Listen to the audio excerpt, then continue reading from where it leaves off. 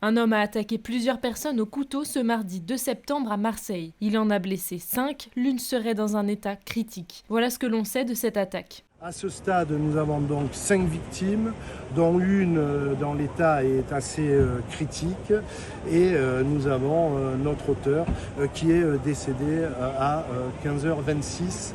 Cette personne était connue des services de police. Selon les premières informations, l'assaillant est un homme de 24 ans de nationalité tunisienne en situation régulière. Le procureur de Marseille a expliqué le déroulé des faits connus à ce stade. Selon lui, l'assaillant aurait été expulsé d'un hôtel de Marseille dont il ne payait pas la chambre. Il revient aujourd'hui dans cet hôtel, il monte immédiatement au premier étage de cet hôtel, se rend dans la chambre qu'il occupait avant d'en être expulsé et porter un coup de couteau au flanc d'un colocataire, d'une personne qui occupait cette chambre. Cette personne a été prise en charge par les marins-pompiers.